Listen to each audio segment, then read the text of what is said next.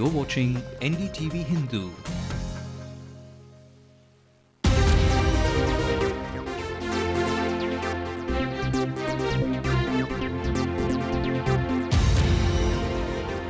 It's 8 on the clock. You're watching Headlines now with me, Sai Manish. Let's get you through the headlines first. I have no intention to be the Prime Minister. I want to continue as people's man. Please do not request me to be the Prime Minister. That's Pranab Mukherjee for you, ladies and gentlemen. Says there's no competition to Manmohan Singh in the country. No end in sight for the Neyveli deadlock. Chennai braces itself for severe power cuts in the coming days. PMK's most direct indication of an alliance with the DMK, Ramadas says no to joining in the nationwide strike against fuel price hike. BCCI journal meeting ratifies charges against suspended IPL chief Lalit Modi. Panel will try him, including Jyotiraditya Scindia. Also, that means this woman is in trouble. Preeti Zinta's plans to sell off Punjab take a backseat till the probe against Modi is over.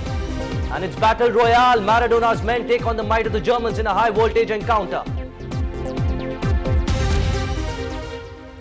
Well, interesting words from none other than Pranab Mukherjee today. He's in fact known as the man who gives you your budget every year. But today, in a surprise, on a visit to Tamil Nadu, in fact, surprising statements coming saying that he was approached to be the Prime Minister but refused the offer. Clear indication saying that Manmohan Singh has no competition in the Congress at least. Listen in to Pranab Mukherjee.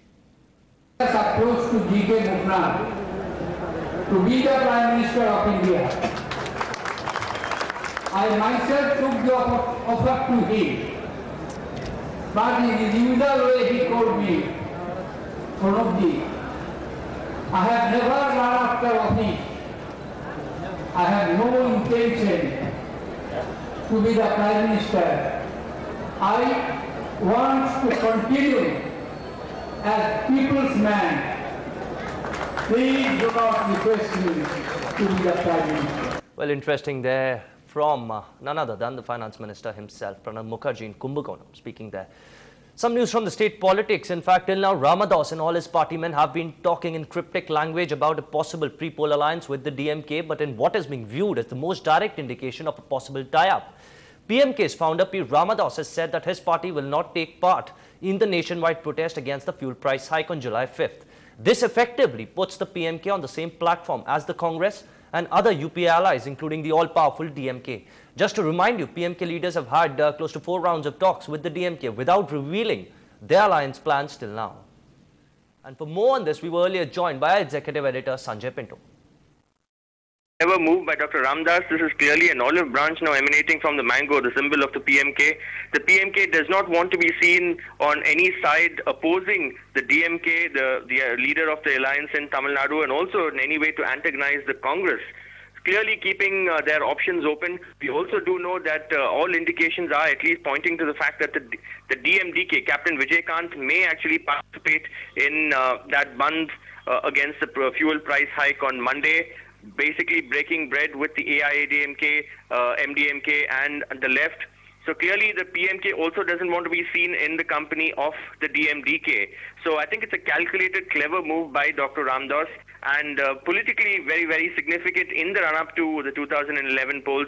Dr. Ramdas, of course, was extremely miffed and was sulking for a while. The entire PMK party, in fact, was after that Rajya Sabha seat was denied to Anbumani Ramdas, former Union Health Minister. The PMK has been keeping its cards close to its chest.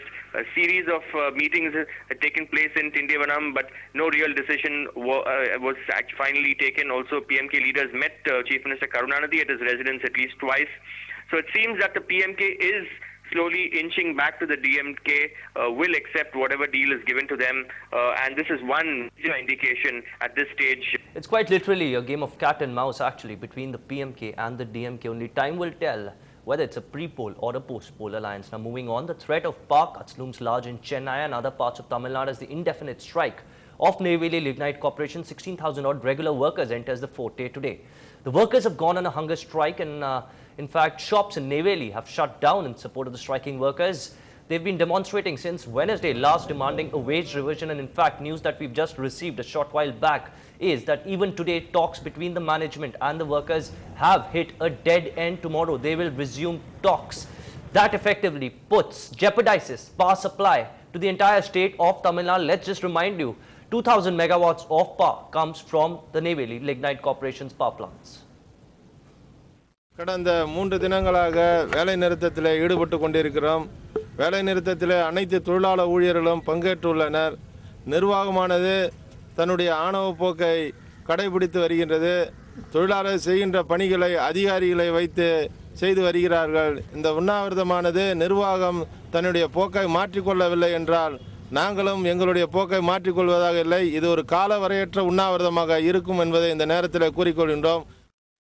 நிர்வாகத்திற்கு எச்சரிக்கையாக சொல்ல விரும்புவதெல்லாம் தொழிலாளி உணவுகளை புரிந்து கொண்டு உடனடியாக ஊதிய மாற்று ஒப்பந்த கோரிக்கையை நிறைவேற்ற வேண்டும். இல்லை என்று சொன்னால் போராட்டம் மேலும் தீவிரமாகி பல்வேறு பிரச்சனைகளை உருவாக்கக்கூடிய சூழ்நிலை உருவாகும் என்பதை நிர்வாகத்திற்கு எச்சரிக்கையாக தெரிவித்துக் கொள்கிறோம். Well, some of the smart and trendy people we meet every day could actually be notorious white-collar criminals high on the police wanted list.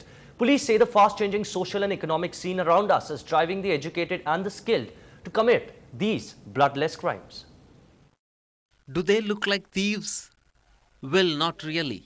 But this couple is a classic example of white-collar criminals, and their community is expanding in Chennai.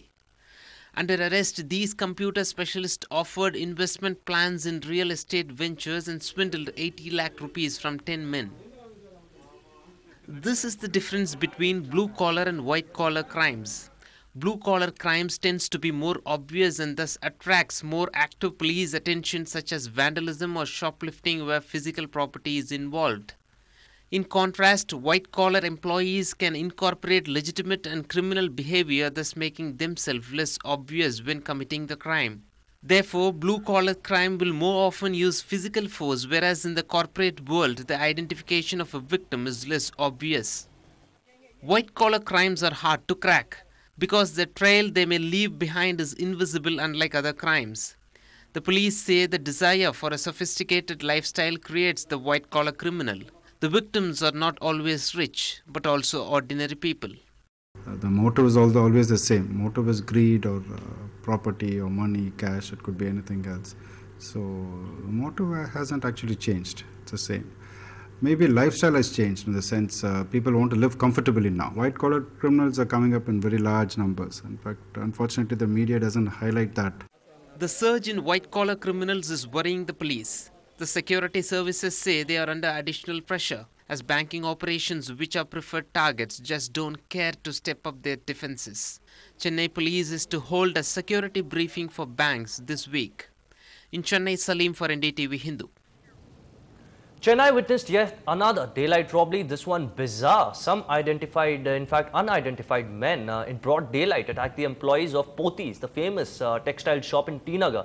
Our crime reporter Salim visited the spot of the crime outside Pothys and gets you these details. The employees of Pothys were attacked when they were nearing City Union Bank in T Nagar to deposit money allegedly worth 81 lakh rupees. According to the witnesses, a 6-member gang who arrived in 3 two-wheelers with deadly weapons broke the windshields of the car. All the 3 Pothys employees who were sitting inside the car opened the doors and ran away to save their lives. The 6-member gang took the baggage allegedly containing 81 lakh rupees and fled the scene. Forensic experts were pressed into service. They have lifted fingerprints from the car. The police have registered a case and a search has been launched to nab the accused. Time for us to slip into a short break. Coming up on the other side, he's become a living legend in India. But we take a look at Kamal Haasan as he completes 50 years in cinema. Stay with us.